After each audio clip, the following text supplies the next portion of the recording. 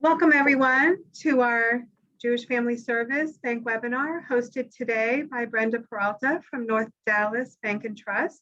She's going to talk to us about everything you ever wanted to know about mortgage.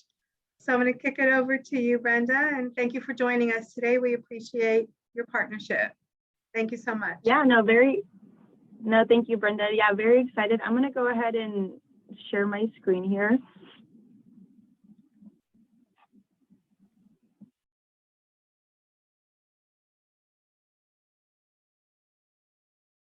Okay, and making sure everyone can see that.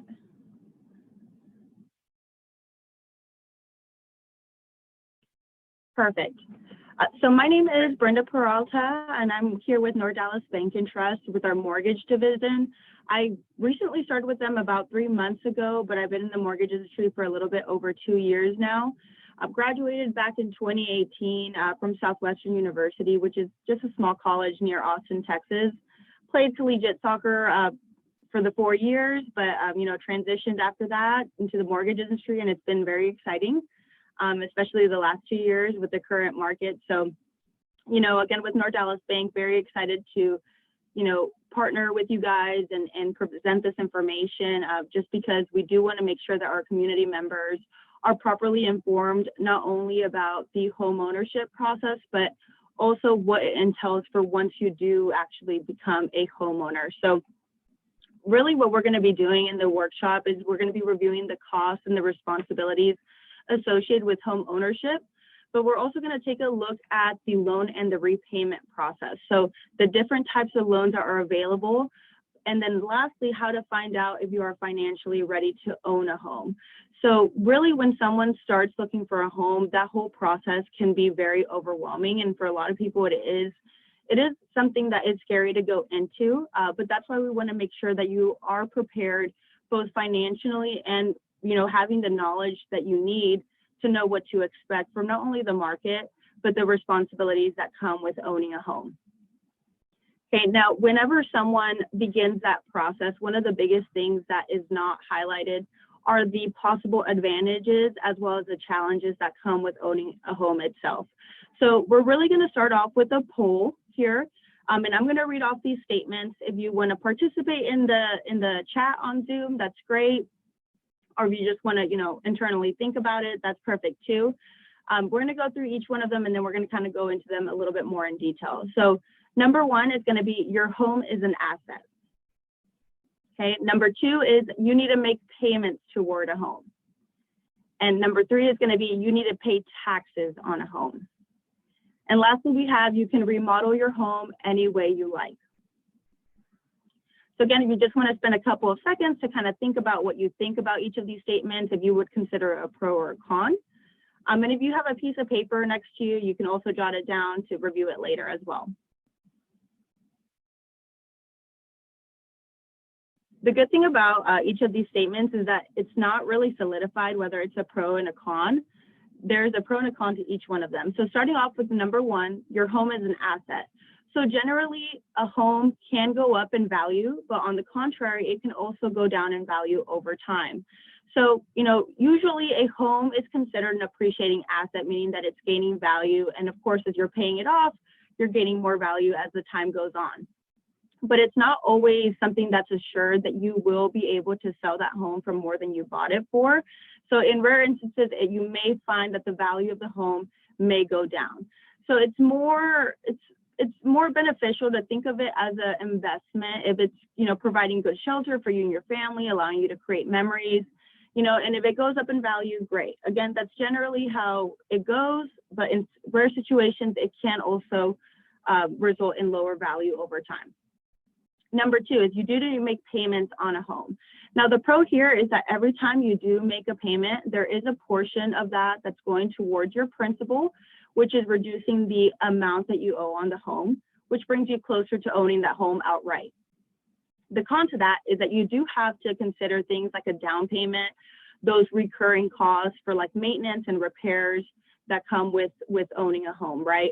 So pro and con for that one as well. Generally though, you can view it as an investment since over time you are going to be closer to owning that home and it will be solely yours. Number three is you need to pay property taxes. So this one, very clear cut what the con is, right, is that you're gonna have to pay taxes. I don't think any of us are necessarily ecstatic to pay any kind of tax. But the pro with that is that you are able to deduct that off of your income tax returns every year, as well as the mortgage interest. So I always like to notate that, because if you do have the mortgage interest that you pay throughout the year, as well as your property taxes, you can take those to your accountant or whoever does your taxes at the beginning of the year. And lastly, you can remodel your home any way you like. So the pro here is that you are the boss of your home. You get to decide if you want to change the tile, if you want to change up the carpet, the color of the home, really anything that you like. You don't have a landlord watching over you and deciding, what you can or can't do with the home. The con to that also is that you don't have the landlord anymore to call if anything happens, any repair wise, like if a pipe bursts or your AC goes out, you are now responsible for the costs that come with those repairs. Okay, so now that we talked about the actual pros and cons of, different things that go behind the home ownership, we do want to make sure that when we're heading over to think about how to prepare for a mortgage, we know what lenders are going to be looking for. So majority of us, we don't necessarily have the cash on hand to pay for a home outright, right? So that's whenever we turn to our banks, our credit unions, as well as our mortgage lenders to take out what we call a mortgage, right? Which is a loan when you purchase a home. Now, whenever you apply for that mortgage, you are bound to come across some of these common terms, and we're going to take just a few minutes to go over them. And then we're also going to apply them further to the process of actually being qualified for a mortgage. So the first one is going to be your income, right? So this is going to be any money you earn from your wages, your tips. If you have your own small business, it's going to be any self-employed income. This can also include like Social Security. If you are a veteran, it can also include any type of like pension that you receive or VA benefits that you receive as well, or really any investments. Now, your income history is going to be your current role as well as your prior employment. So generally, lenders like to see that you are within either a specific role or the same company for a minimum of 2 years. Okay, and we're going to go into a little bit this later as well, whenever we're talking about why that's very important when you're applying for a mortgage and something to keep in mind. The next one is going to be your debt to income ratio, or this can also be known as DTI. So this is going to be a percentage that measures how much of a person's monthly income is going towards any debt obligations that may have. Okay, so the lender generally likes for this DTI percentage to be at 43% or lower.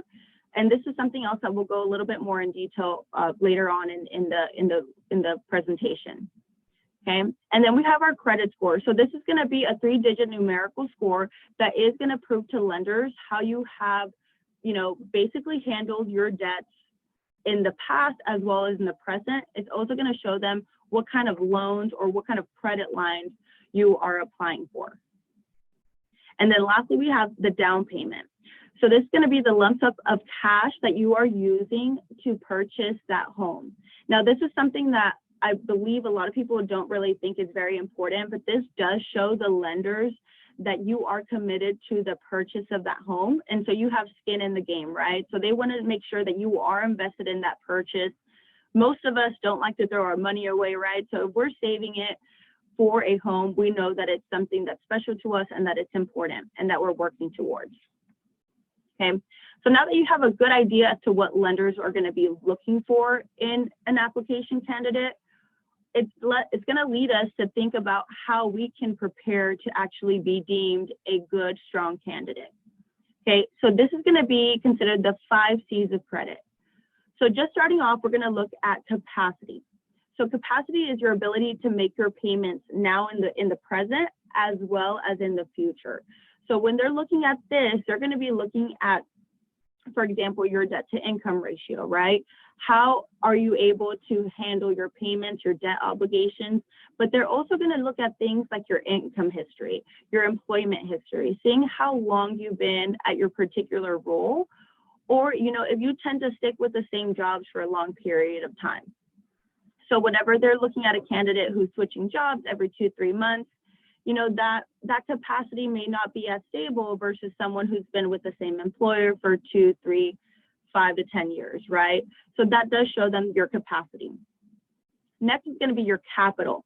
So this is really going to be any assets that you may have, like a checking or savings account, possibly any properties, investment accounts, really anything that can be turned quickly into cash. And we'll talk in a little bit about how this capital shows lenders, your ability to repay your loan.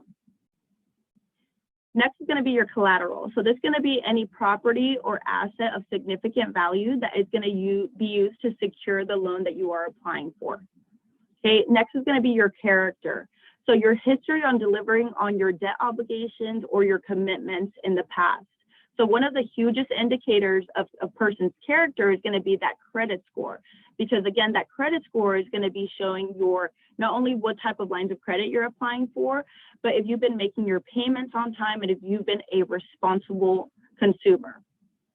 And lastly, conditions. So this is going to be the reason for why you are wanting to take out a mortgage loan, but it can also have to do with what may affect your ability to repay the loan. Okay. Now, the 5 C's of credit, it really encapsulates and helps lenders answer the question, well, is this candidate going to be able to repay that loan, right? Because that's really what their biggest concern is. Now, when talking about the 5 C's of credit, we're going to focus on 2 of these for a couple of minutes, which is going to be capital and collateral. So capital, again, is going to be any asset of significant value that can easily be turned into cash. Now, the reason why lenders want to be aware of the capital that an applicant has is they want to make sure that if something were to happen to your job and you are, for whatever reason, you lose your job, you still have these assets to fall back on, and you can, sell them quickly for cash to still be good on your payments and still continue to make your payments in the meantime. So it is something that is important for you to take a few minutes to write down any assets that you may have, not only your checkings and your savings account, but also if you have any investments or really, any property that you have, just being aware of what the value of those are for when you go apply. Okay.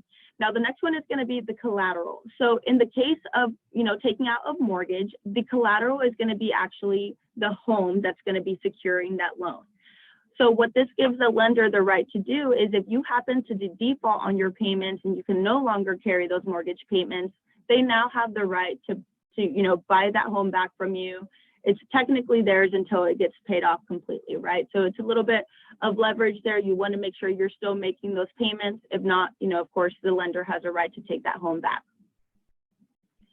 So now that we're talking about, not only what lenders are looking at whenever analyzing an applicant, but also how to make sure that you are deemed a strong candidate, we want to start, thinking about, okay, well, I have the basics understood. Now, how am I going to come up with that magic number for the purchase price of a home that I want to go out and make an offer on?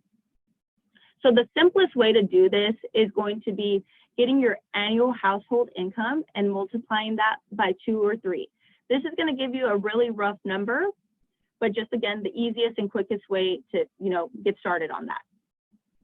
The next one is what we're going to look at is getting your monthly income. So this is going to be your gross income before they take all those taxes out of that, which I hate. I know we all hate seeing that at the end of the paycheck, right? How much they're taking out. But if we get that number and we multiply that by 0.28 or 28%, again, it'll give you a fair number to start off with. And that number is going to be the payment that you should be looking at making for that particular loan amount.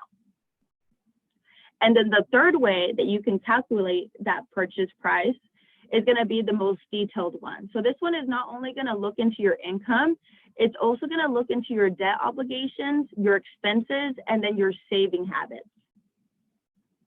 So whenever analyzing your income, you want to ask yourself, not only what is my monthly income, but is my income consistent? If I'm commission or if I'm on tips, is that fluctuating by a wide range every month, or is it naturally, pretty much the same throughout the year? Okay. And then number 2 is going to be looking at your expenses as well as your debt obligations, asking yourself, okay, how do I feel at the end of the month after I've paid all of my bills, my car payment, my student loans, whatever the case may be? Do I still feel comfortable with the debt that I owe right now? Or, do I have minimal wiggle room there? And then lastly, it's going to be analyzing your saving habits. So after you've made all your payments, you can be asking yourself questions like, do I feel comfortable saving X amount every month? Or do I even have that room to save anything at the end of the month, for example, for like a down payment, right? So really answering all those questions and further analyzing your personal financial situation is going to give you a good starting point to not only think about the amount of mortgage that you're going to feel comfortable carrying, but also putting a timeline on how much you can save and what period of time to actually go into the process of buying a home. Now, one of the biggest tools that we like to share here is going to be creating a financial action plan. So it's great to think about, all the numbers and pulling out statements and seeing what you're spending or how much you're making every month. But without an actual plan, it can get a little bit hard to track. So here we have Christina's financial action plan for her spending. This does take a few minutes of your time, but what I usually recommend is if you have any bank statements, pulling out some highlighters, and maybe, getting 2 of those highlighters, and you can create columns like this, your needs on the left, your wants on the right. Here with Christina, for this example, she's a divorced mother of 1. She has a 10-year-old son, Theodore. She has a full-time job, but she also has a part-time job on the weekends. And then on the left, again, we have her needs. So the common basic life necessities, the rent payment, credit card payment, insurance, etc. And on the right-hand side, we have her wants, which is, the typical stuff, fast food, movies, cable TV, data plan for her phone, right? So the same thing can be done with the savings account, but a couple of things that this financial action plan does for you is it does allow you to list out and see where your money is actually being allocated to. I know I've had some months where at the end of the month, I'm like, whoa, I don't even know where any of my money went. I just know it's all gone, right? So creating this action plan is going to be able to let you know, okay, your money is not just flying out the window. Your money is actually going to X, Y, and Z, and here's the proof of it. But it's also going to be able to highlight to you, for example, if you're spending too much money on fast food or entertainment, that, okay, maybe I can cut this back by $50 or so. Sometimes we don't like to see this in front of us, but I definitely think that it's helpful because, we all work hard for our money. So it's very important for us to actually know where it's headed and from there have a plan of action. Now, the savings financial action plan is going to look very similar to this, right? In this case, you're going to be looking at whatever you have left over after you have your needs and your wants, how much you can put aside on a monthly basis to get to your end goal, in case that's like a down payment. Alrighty, so we talked about, capital as well as collateral. And another one of the factors that are going to make you a stronger candidate for a mortgage loan is going to be that debt to income ratio. Now, this is an example as well as capacity. So capacity was one of the 5 C's. And again, capacity is going to be your ability to pay your loan, your monthly payments now as well as in the future. So naturally, lenders are going to want to make sure that you have some type of stability when it comes to your job and your employment. Right, so we have Marta's example here. We have her student loan payment, $300, her car payment, minimum credit card payments, and then her mortgage, right? In total, she has $1,700 in monthly expenses. Now, this is something that you can do if you are looking up, purchase prices for a home. Let's say you're at $200,000, that's your goal to buy a home. At that point, there are calculators online, as well as our North Dallas Bank and Trust website that you can use to calculate what that mortgage payment would be on a $200,000 loan, right? So you can then create your own calculation here. But just for Marta's example, so she has expenses of $1,700 and her monthly income, again, this is going to be before taxes, is $4,000. So if you have, a calculator next to you or something like that, you can take that out and do the calculation with me. Very simple. You're basically going to get those expenses and divide those by 4,000, which is your total monthly income. And that should get us 0.425. Okay, and then what you'll do just to turn that into a percentage is you're going to multiply that by 100. And then that should be 42.5. So like we talked about earlier, that debt to income ratio that lenders are looking for is generally 43% or less. Of course, the lower that you are on that DTI ratio, the more flexibility that you are going to have month to month.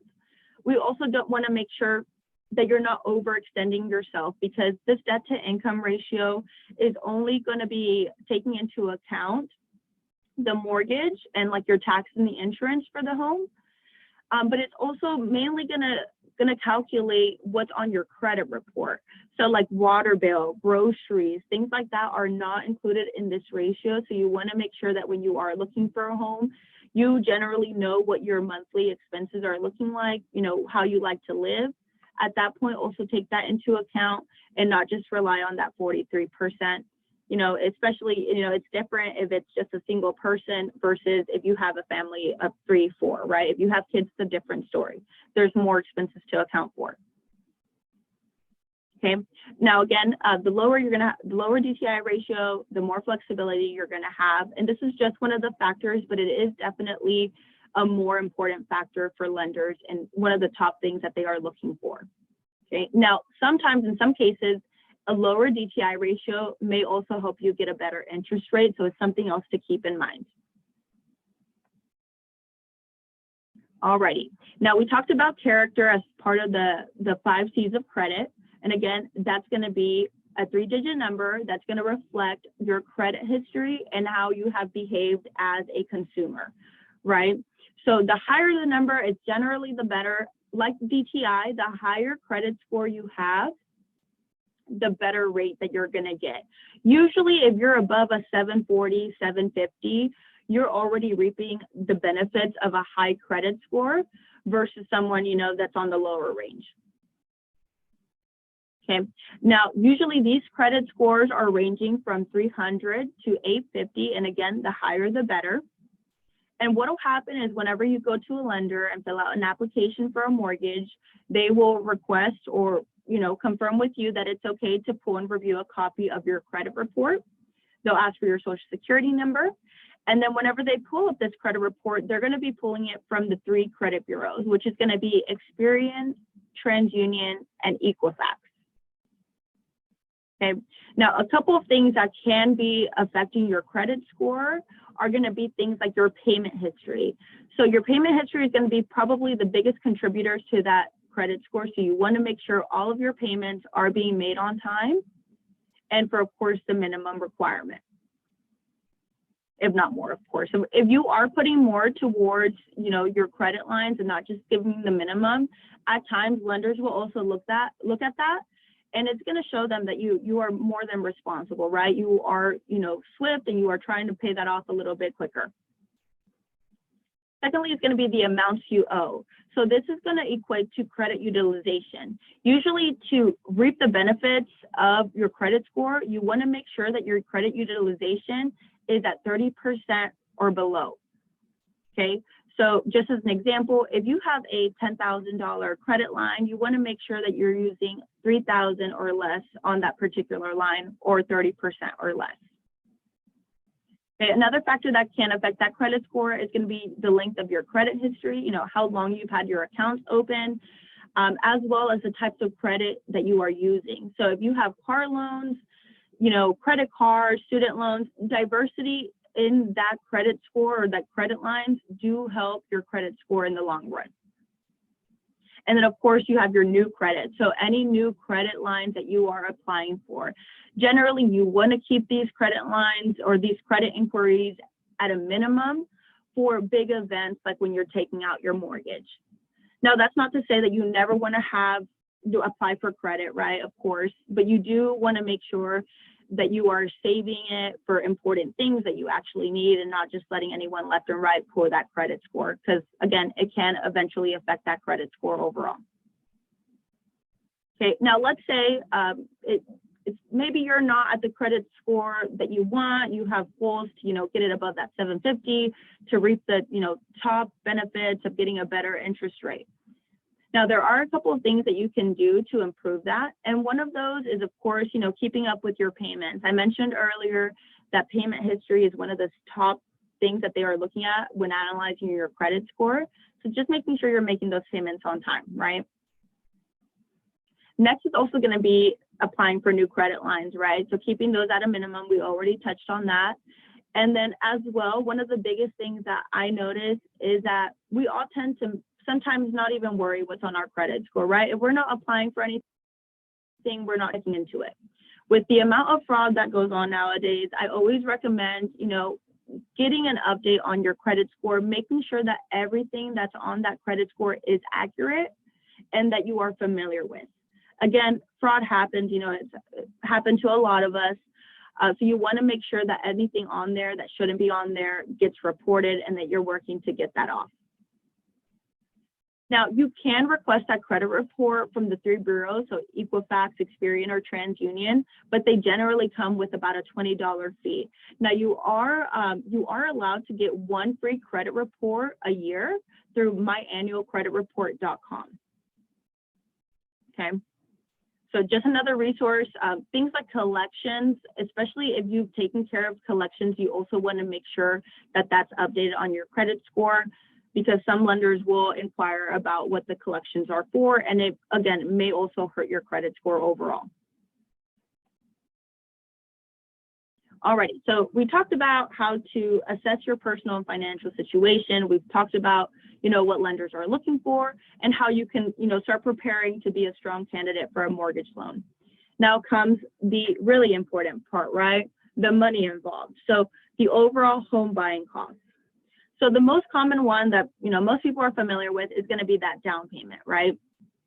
But there are some miscellaneous costs and closing costs that sometimes tend to be forgotten, and they do come up as surprises for a lot of first-time home buyers. Now, the down payment is going to be, again, the most common one. This is generally between 3 to 20% of the purchase price. And again, this is going to show lenders that you have skin in the game, that you are committed to the purchase of the home. Now, we have Marta, again, as an example here, that she's looking to buy a house for about $80,000. And then we have 2 scenarios. So scenario A, Marta does not have any cash at all for a down payment. She didn't save for that. So as you can see here, her interest rate is at a 5%. And at the end of that first year, she's paying $3,900 in interest. We compare that to scenario B, where she did save $20,000 for that down payment. And now she only needs to borrow $60,000.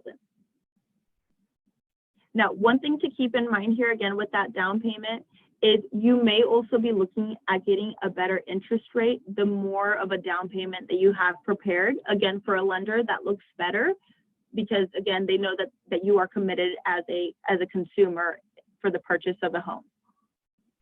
Now, of course, with that lower interest rate, you're going to be looking at a significant decrease of the amount of interest that you're paying. So if we look at scenario B, Marta only paid $2,700 in that first year compared to $3,900 when she did not have a down payment and got a higher interest rate.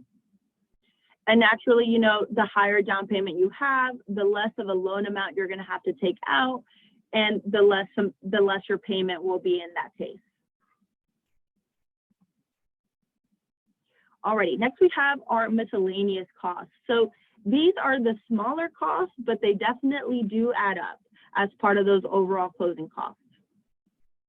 So the first one is going to be that credit check. We talked about earlier that if you wanted to request your credit report, you could, but there does come about a $20 to $50 fee, right? That's generally the case. So of course, lenders are going to have to charge for that miscellaneous cost.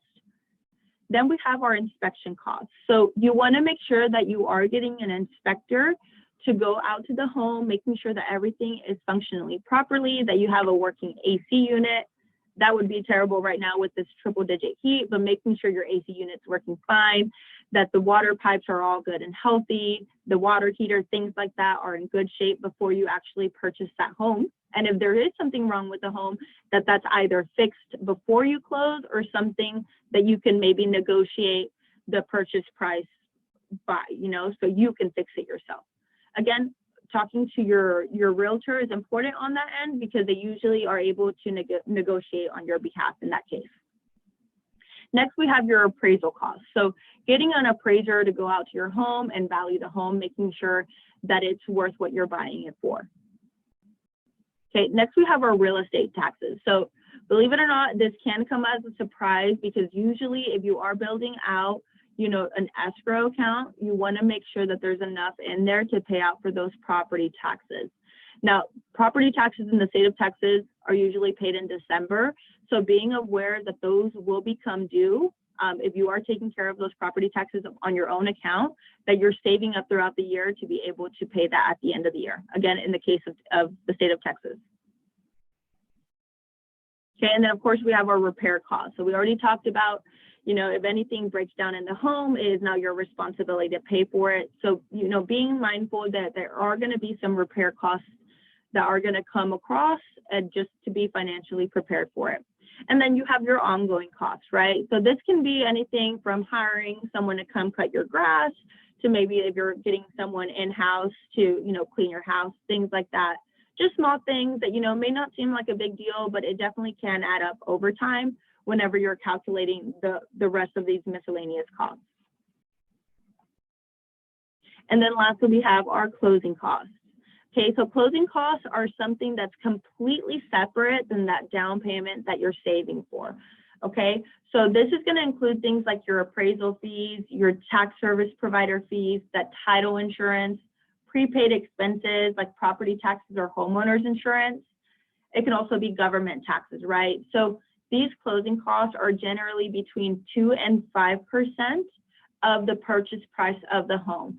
So if you're planning to, put down 20%, if that's your goal, also calculate an additional, 22, not additional 22, but total 22 to 25% of the purchase price, because you have to be making sure that you're including that additional 2 to 5% on top of that 20.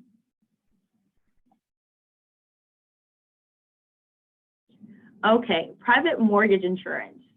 I have had a lot of situations where, when someone is in my prior company or my prior experience, that a lot of people are not familiar with what private mortgage insurance is or what it does for you, right? So one thing to notate here, and it's probably one of the most important, is this private mortgage insurance is not for the benefit as you, the borrower. This is simply for the lender. This guarantees that if you happen to default on your loan and you can no longer carry those mortgage payments, that they are going to get paid the full amount on that loan. Okay, now this is generally only needed or required actually if you are putting less than 20% down on your home. If you're putting 20% down or more, you won't need to worry about private mortgage insurance whatsoever. But let's say you do, only put down 15% or 10%, whatever the case may be. At that point, be mindful that this private mortgage insurance will be added on top of your principal and interest payment, as well as your property taxes and your insurance. Now, the good thing about private mortgage insurance is that you don't need it for the entire life of your loan. So basically, once you owe only 80% of the value of the home, you can then request to get it removed. But once you get to 78% owed of the value of the home, it automatically falls off. But it's something to keep in mind, especially in our current market, that we see that the value of the homes have increased. In some cases, you can get your home, reevaluated and seeing what the new appraised price is. And if you've seen that it's gone significantly up, you may also be eligible to remove that private mortgage insurance. Alrighty, so now that's going to bring us to the types of loans that you can actually apply for. So that private mortgage insurance is going to be generally only for conventional loans. And conventional loans are really a little bit more particular, more specific with their requirements. So they have specific income levels that you have to meet, debt to income requirements, as well as credit score requirements. These loans are generally the ones given out by mortgage companies, your credit unions, and any other banks that you may be applying with. But then we also have our government-backed loans, which are a little bit more flexible and a little bit more available to those who maybe don't have that 20% down, who have minimal, money available for that down payment, but may also still be working on their credit score. So, maybe their credit scores aren't ideal. That's where these government-backed loans really come into play.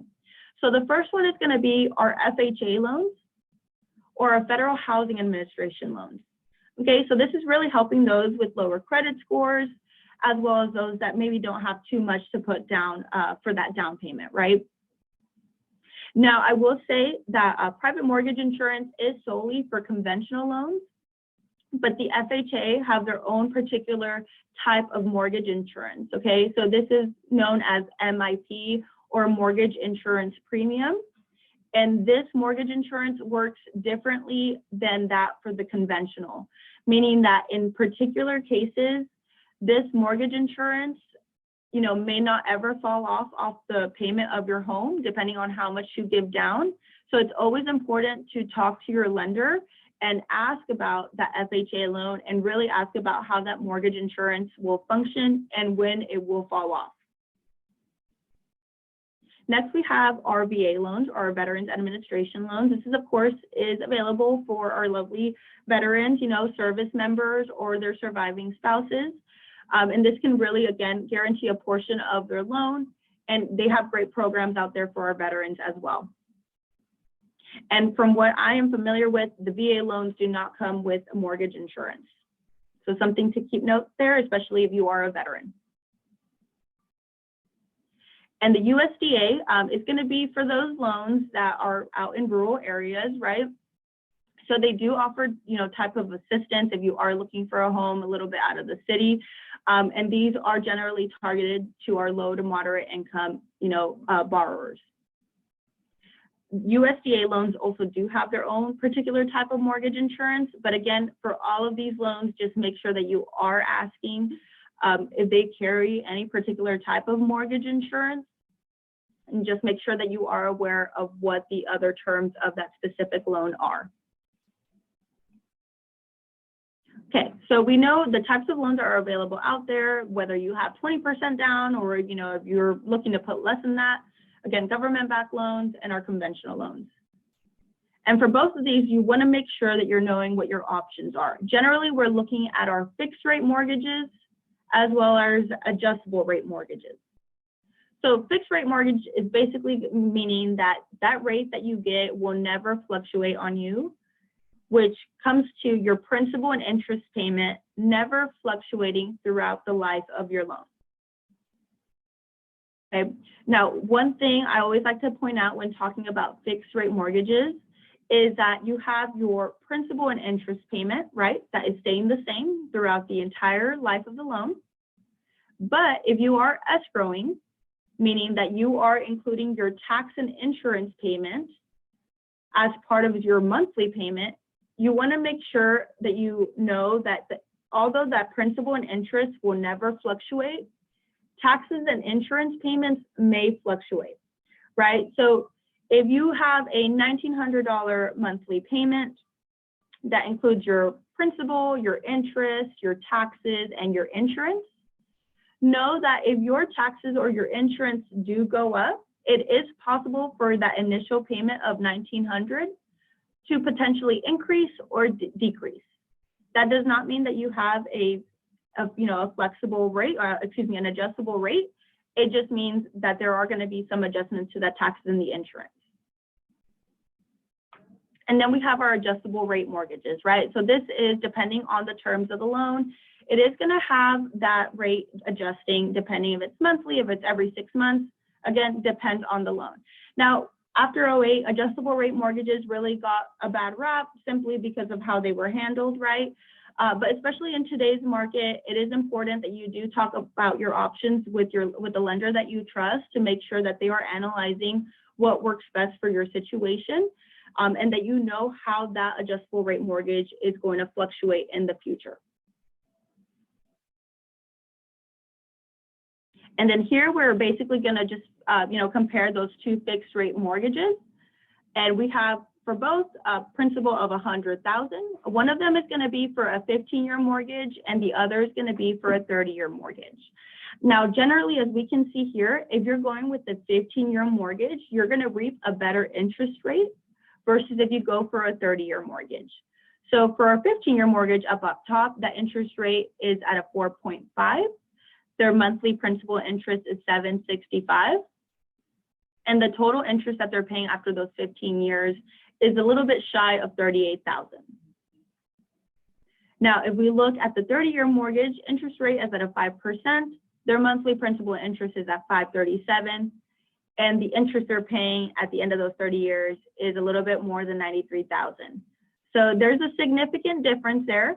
But something to keep in mind, though, is that as you can see, the 30-year mortgage is going to give you a little bit more flexibility with that payment, right?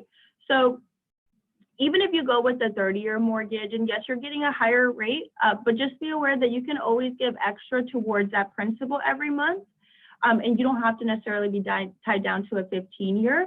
But again, totally up to everyone's personal situation. If you think 15 years is, you like to be on that specific time clock and you are willing to go with the 15-year, that's perfect. If that works better for you, that's great. But if you're looking for a little bit more flexibility in your monthly payments, 30 years is also a great option. So again, every situation is a little bit different. Everyone's personal situation is a little bit different. So again, it's making sure that you are speaking with your lender and getting, all the information that you need when choosing the right product for you. And one other thing I will know about choosing an actual mortgage product is asking if there's any prepayment penalties. That's an important factor, because let's say you did decide to go with a 30-year mortgage and you want to pay it off quicker, you want to make sure that there's no penalty for that. Okay.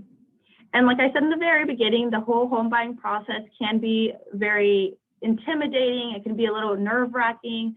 And you want to make sure that not only are you getting a realtor that you trust, but also a lender. Having an all-around good experience is obviously very important. And you want to make sure that you, again, are choosing not only the right home for you, but also the right mortgage product that's going to work with your budget. Okay. But apart from that, know that you are definitely not alone. There are several free resources out there for you to take advantage of. One of those being the Truth in Lending Act. So this is going to require that you as the buyer are given information about the key features, the costs, as well as the risk that you are getting in that mortgage. Okay, this is going to include things like your loan estimate as well as your closing disclosures. And the loan estimate is really going to, give you a line item detail as to what costs are being, included in that overall mortgage that you're receiving. Okay, and then you have the Consumer Financial Protection Bureau. So this one is going to provide the protections and the resources that you as a buyer have when you are looking to finance a home. And then we have the U.S. Department of Housing and Urban Development, or otherwise known as HUD. So they provide a lot of helpful resources. So they're going to give you that fair housing law, equal opportunity for all, the information about your rights as a borrower, as well as different home buying programs. Okay, so again, if you're working with a lender, perfect, but there are also resources outside of that if you want to do your own research. And then lastly, we have USA.gov, which help you find a home. They have their website there that you can, look in your particular area or whatnot. Alrighty, well, thank you all for sticking with me. Just as a quick recap, what we went over, we looked into how to, analyze your personal financial situation. But we also looked at what you should be prepared for lenders to look into whenever you go and apply for a mortgage. Okay, so again, important to understand your personal financial readiness for carrying on that mortgage. And you also want to make sure that you're keeping up with your credit report and seeing what that's looking like, as well as your debt to income ratio, to be basically a good starting point for you to see what you can take on in a mortgage payment. And then lastly, just make sure that you do review all the costs for that particular mortgage product in the home that you're looking to buy. but also knowing what kind of product that you're getting into. Thank you so much, Brenda. That was Yeah, so I'm gonna informative. open it. Yeah, Yeah, I was gonna say. Thank you so much. There was so much great information there. We do have a question in the chat. You talked about how the Absolutely. clients' 5Cs are rated, and the question was, is a 1099 employee rated the same way? Are there any special things that are looked at if you're not a salaried employee? Yeah, absolutely. So 1099s are going to be included in the self-employment realm, right? So generally lenders do like to get 2 years of personal or business tax returns when analyzing 1099 employees, but it's generally the same process as a W-2 employee. It's just that we are going to require those tax returns. But overall, that's why it's important to be, filing those tax returns when they come due. Just so, when you are getting ready to apply, you're not getting informed that, hey, you have to wait an entire year to apply because you don't have 2 years of tax returns. There's usually a little bit more verification when it comes to like 1099s or self-employed, like business owners, simply because, we have to get, possibly like profit and loss statements and things like that. But really speaking with the lender, every lender is different, right? So you want to make sure that you speak with them and say, hey, I'm planning to buy a home in a year, 2 years. What would I need as a 1099 employee? And they'll be able to give you some basic information so you can start prepping for that. Okay, awesome. I have a couple questions, but I was going to open it up to anybody else first who might have some. You can put in the chat or you can just unmute. Anybody? No? It looks like. So let me ask you a question that we've come across with our clients. You mentioned the minimum credit score of like a 740 being a great score. We have some clients who have a really good credit score now, but they do have a bankruptcy on their credit report. How do you handle that? How do you look at that as a bank? Yeah, so what I've seen, again, from my prior experience, is that lenders are sometimes hesitant when it comes to bankruptcies, right? But it's about, asking what their particular, I guess, what would you call it? Their guidelines on that is, because if you look at the bigger companies, bigger banks, sometimes they don't do bankruptcies whatsoever until like 7 to 12 years that it's happened. So every lender is going to have their own policy when it comes to bankruptcies.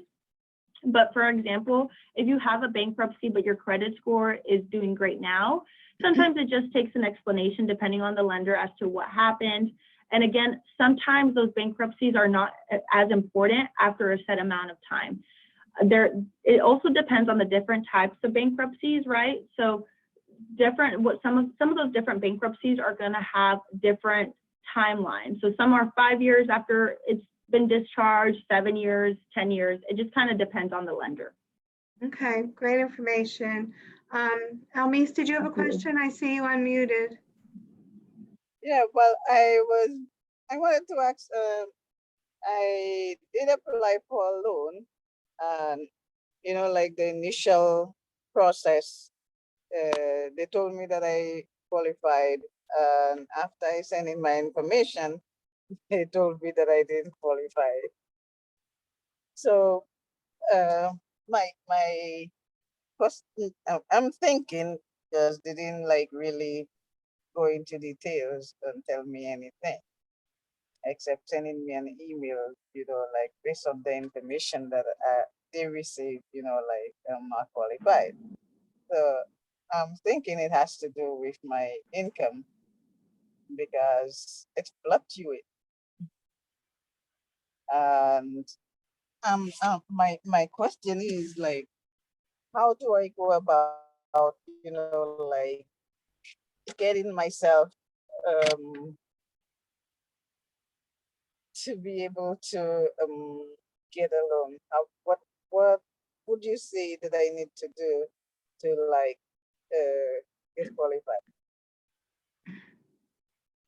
Yeah, so you mentioned that you have fluctuating income, right? So with fluctuating income, whether that's W-2 or like a 1099, generally what we're looking for is that the last 2 years of W-2s, that they're essentially around the same. So for example, if we see that 2019's W-2s are sitting at about 50,000, but then we look at 2020's W-2s and it's 20,000, we're going to have some questions, right? Because again, we want to go to capacity and making sure that you're able to make those payments now and in the future.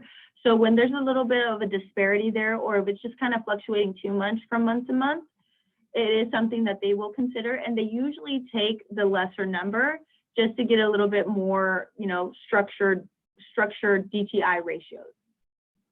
So in this case, if you already spoke with the lender and they pulled your credit and all of that, I usually recommend asking them a little bit more specific questions, right? Like asking them, was it my credit score? Was it my debt to income ratio? And if it was your debt to income ratio, that's directly correlated with your income, is asking them, okay, where am I sitting at? Because they can at least let you know, hey, you're a little bit high right now, but if you work out and you lower that DTI ratio, more than welcome to see if you qualify in the future. Now, with the income also comes the debt. So if your DTI ratio is a little high, is looking at what debts you currently owe and working to maybe pay off the lowest amount first and working yourself up from there. Okay. Thank you. Did that answer your question, Omis? Yes, because I didn't I just left it at that when like they sent me the email, so it didn't Right. I just, like I said, I just assume it has to do with my income. Of course, because of the pandemic, like I was out for a while. While Right. the previous year was I had make more money the previous year, but like for Right. the 2 years that the 2 years taxes that they recommended. So like 1 year, the Right. previous year was like higher than the like the rated one that so like I said, I just assumed that this was the case, but I didn't follow up to like ask them any more questions. But like now that you say it, I should have Right. said that. Yeah, I mean, it definitely, I don't think it's too late to, maybe give them a call and at least ask. And I will say, of course, 2020 was hard for a lot of us, so I think most lenders are at least understanding that if there was a reduction in the income that, after 2021, usually that's picking back up. So it has been, I would say, maybe a little bit harder for some self-employed borrowers or maybe some people that are on commission and things like that, with 2020 being such a slow year for a lot of us. But now that 2021 has passed and, we're more than halfway through to 2022, you may now have the last 2 years of tax returns reflecting what the actual income should be. Okay. Thank you. Of course. Thank you so much. Anybody else have any questions? My last question for you, Brenda, was do you offer a first-time home buyers program? So we don't necessarily have a first-time home buyer program, but what we call our Home Start, right? So it's very similar to a first-time home buyer program in the sense that it's very minimal down payment. So our Home Start does have income limit requirements. So it's usually for low to moderate income earners, but this only requires a 3% down payment. We also have a little bit more flexibility in our debt to income ratio. So you can go up to 50%, right? And then with this, since you're only giving 3% down, we also don't require that private mortgage insurance, which is definitely a big deal because again, that private mortgage insurance is added on top of that principal and interest payment if you're not giving the minimum, of 20%, right? So it completely eliminates that with our Home Start program. And then with that, we don't have a credit score minimum, right? We still look at your credit report to make sure that, there was no, like, for example, no serious delinquencies or anything like that on it. So we still analyze your credit report to get a good sense of, again, your character, right? But we don't have a credit score minimum if maybe you have a limited credit history in general. So we are trying to inform our community of that Home Start program because it's definitely a good, step in the right direction in owning a home. And it is available, especially for those families where maybe you only have one of the two parents working. It's definitely a great opportunity. And even for, let's say single people who are looking to buy their first home. Again, it just depends on everyone's situation, but that Home Start program is definitely a great opportunity with that limited down payment. Or credit score, which is super exciting. Yeah. Yes. That's a Yes, great, absolutely. great opportunity for many clients. Yeah, and to that, I will also say that we offer loans for I-10 borrowers. So if you do have an I-10, that's going to be a 10% down payment. But for U.S. citizens and residents, we're going to be looking at that 3%. For the Home Start program, you mean? Nice. Correct. Awesome. Correct. Yes, ma'am. Awesome. Well, we're going to wrap up. Anybody have one last question or any comments they want to add? What I'm going to do is I'm going to take a quick poll. If you all would be so kind to fill in the one question. Okay, so it's not letting me. It's saying the polling is inactive. Can you go to the bottom of your screen and see if you can do the poll, Brenda?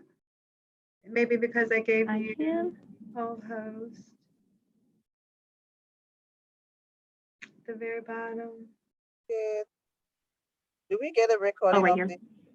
So we're going to be posting the recording on our Building Financial Power site, which is the same place you registered for this webinar. It'll be a little down below that registration calendar, and you'll be able to see the entire PowerPoint and the entire recording. Give us about maybe a day to put it out there, and then there'll also be a YouTube link on that site as well. So yes, it will be out there. It looks like for some reason I've got to find out why the poll's not working, but we It worked for me. It is? Oh, go ahead and send it Yeah, out. I see it here, Brenda. Okay, go ahead. Can you send it? Yeah, I did. Yes, I did too. Oh, okay. Okay. The other question I wanted to ask you, I know some people, some places they don't offer loans like outside of the city or the state. So is her company offering like out of state loan? Yeah, so we definitely can work with that, but it won't be for our Home Start program. So we're going, like, for example, for some of our portfolio products and secondary market, we sometimes do consider like out-of-state loans. Absolutely, it just kind of depends on the situation. But for our Home Start program, that's specifically for the Dallas and Collin County areas. Oh, okay. Okay. When you say out of state, I think she was asking about out of country. Is that what you were saying, Elmise? Not out of country, because I don't live in Texas. I live in Florida, so that's why I was saying. Oh, okay. I see. Yeah, and for North Dallas Bank in particular, the reason why that gets a little bit complicated for us, because we're more so like a community bank, right? So we have our specific like inspector that goes out to the home, or the people that we outsource the appraisals to. So sometimes it is a little bit more difficult to go out of state for that same reason, because since we are in Texas and they would be in Florida, generally those appraisers are going to be working with the lenders in Florida versus those out of state. Okay. So you only do home loans for the state of Texas? Yes, like I mentioned, that's generally what we like to stick to. There are some one-off situations where we might consider an out-of-state, depending on the situation, just because it's a little bit more difficult. Okay, and the Home Start's just for Dallas County and Collin County? Okay. Correct. Okay, great information. That is pretty much primarily where many of our clients live, so that's really, really helpful. Right. So thank you for that. So everyone, we're going to wrap up. It's after 2 o'clock. We thank you so much for participating today. If you have any questions, you can reach out to us, and we can follow up with Brenda, and we can get you some more information. So thank you all for joining, and Brenda, thank you for an awesome presentation. Very informative, very helpful for everyone. Absolutely. Thank you Absolutely. so much. Thank you, guys. Thank you. Have a great afternoon, everyone. You too. Thank you. Bye-bye. Bye-bye.